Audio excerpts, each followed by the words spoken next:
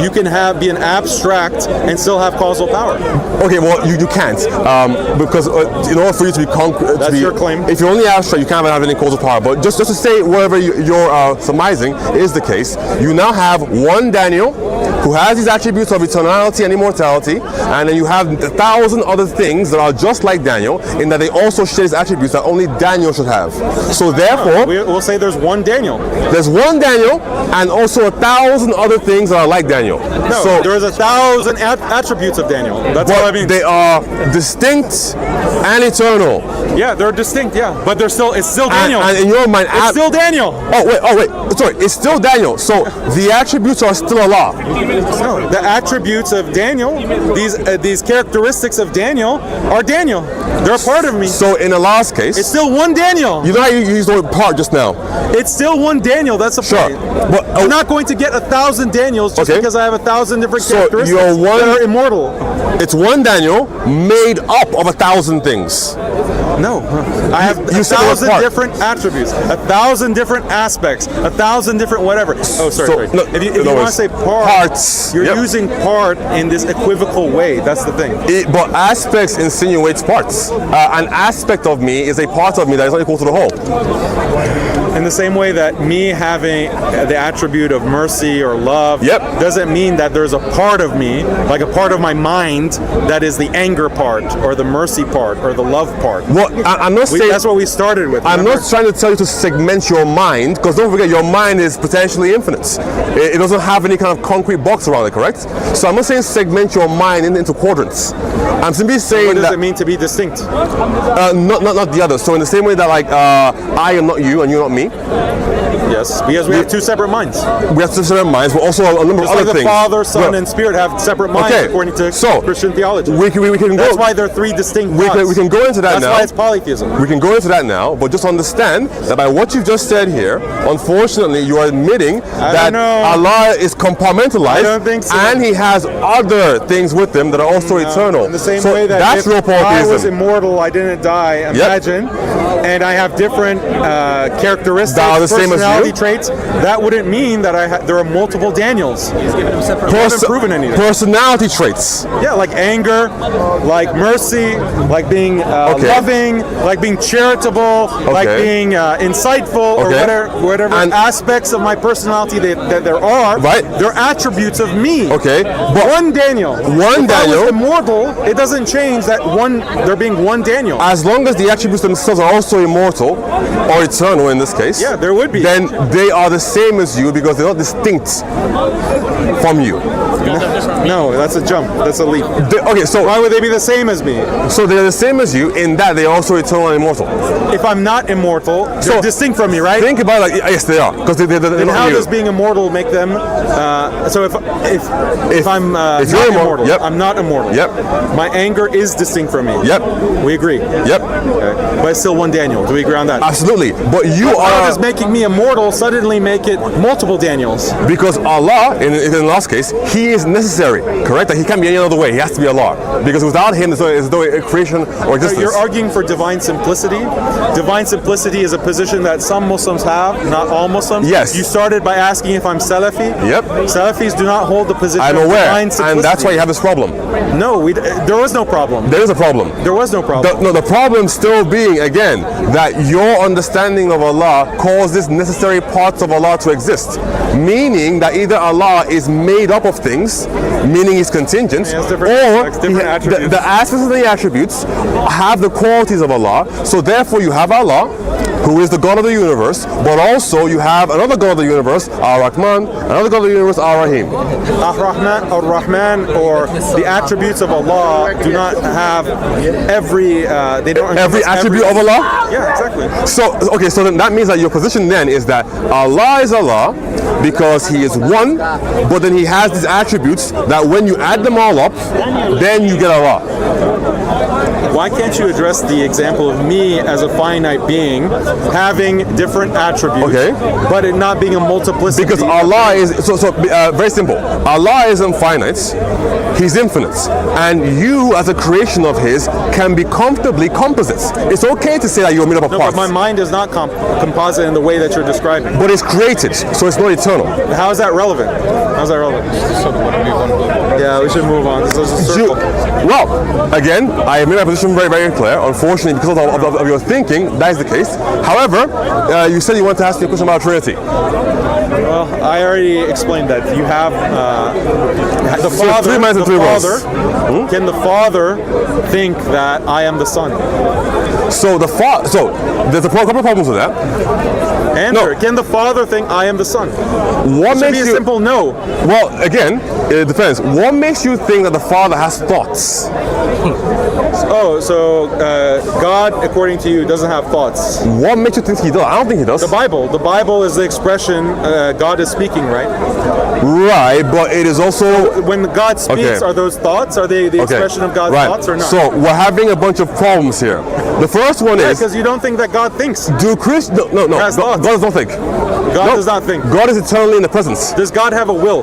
God has a will. Does God have knowledge? God has knowledge. Yes. Okay, so but God has, I would does assume. the Father have the knowledge that I am the Son? Okay, so again, Does God have the knowledge that I am the Son? you're conflating a few things. Why can't you say yes or no? Because what is your definition of knowledge? We're using key terms here. See again, right? So Proposition, like Okay. the sky is blue. right.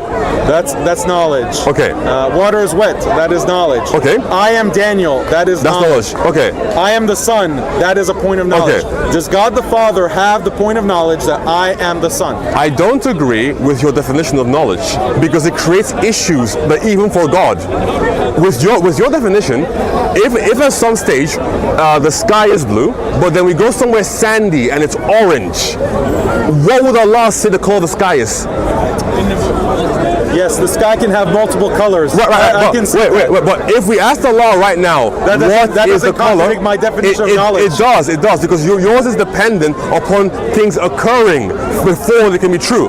So if Things can occur and there's still a point of knowledge. Things can change and there's still a part of knowledge. if we asked Allah right now, what is the color of the sky? What would He say? It depends on what the color is. Right here is blue, but Right here, yeah. So right but here, in the desert it will be God orange. has the knowledge that the sky here is blue. Yes. Okay, but if we asked him what is the color of the sky on Earth, what would he say? There's multiple different colors. If it's Okay. a nighttime, it's going to be black. And if it's if there's a sandstorm, it's going to be orange. What's your point? That's the problem with your silly. definition of knowledge. I would say That's a problem. What's the problem? the problem being that nothing is true. Well, if God knows all true things only in a propositional manner, then there are certain things that will be added to His knowledge later onwards. For example, in the future, if human beings can teleport, if we asked Allah right now, can human beings teleport? He would say no, because it is true that we can't. In the future, now, yeah. But in the future, if we can, then something gets added to Allah's knowledge that we can. No, God has knowledge of the past, present, and future. It's all encompassed in God's knowledge. But you said this is ridiculous. You said by knowledge, proposition. knowledge. Can you understand the expression "I am the Son"? Okay. Can you understand that? Then does that make sense? to move on. I am the Son. Does that make sense? To move on one step further. I am the Son. Does that make sense? I would define I am the knowledge. Son. If you're not going to answer, No, I'm going to walk away. no, wait, I'm going to walk away. I am the Son. We're gonna Does that get make somewhere. Sense? Does that? We're gonna get does somewhere. That sentence make sense? It's ambiguous. No. It's ambiguous. I am the Son is ambiguous. Yes. How? What son of what? A person. I am the Son of God. Okay. Does that make sense? Yes or no? Okay. Does that Again, make sense? Yes or from no? a Christian point does of that view, make it sense? does. Yes or no? Okay, We you believe can't answer my it does. question. No, I from a answered your Christian- questions. wait, You didn't answer Daniel, one question Daniel, I asked you. I am You can't going to answer your question. I am the Son of From God. a Does Christian that make point of sense? view, yes. Now, let me Yes, tell from you a what I Christian- mean are by you knowledge. Christian? I absolutely, yes, I am. So Yes. then it makes sense to you. Yes. I am the Son of God makes sense. Okay. That is a point of knowledge. Can the Father have the point of We knowledge? need that to I am the Son of agree. God. We Can need the to Father? agree on knowledge. Can the Father have the thought I am the Son of God, or the point of knowledge that I am the Son of God? Yes or no? Very simple Yes as this. or no? The answer will Yes be no. or no? The answer is no. The answer is no because of this. Okay. Knowledge. Can the Son have the Daniel, point of knowledge? I am the Son of God. let me. Can the Son have the point of knowledge that I am the Son of God? Yes or no? Very simple. Yes or no? Knowledge. Yes or no? Can the Son have the point of knowledge that I am the Son of God? Let's not have this devolve. Answer the question. Let's not make it devolve. You're not answering the question. I answered your question just now, Father, Daniel. Then you asked me a new one. Let me clarify why. why. The point of knowledge, I am the Son of God. Daniel. But the Son does have the point of knowledge that I am the Son of God. That let me clarify why. Minds, and they're Daniel, you're running on a script. Let me tell you why. You can't address the script. I am going to. That's the problem Allow with all me. Christian apologetics. You can't get around this. Daniel, argument. I literally want to. Huh? I want to get around this. Can you let me? Go ahead. Thank you, Daniel. For your first question, the reason I don't agree is because I don't agree that God only knows things propositionally. I would say, with like Aristotelian philosophy, for example, that knowledge is possessing an understanding of the form of a thing without becoming that thing.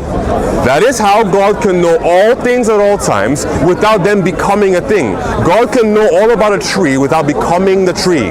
So, in the same way, with the Father can have knowledge that He is not the Son without becoming the Son, and vice versa with the Son.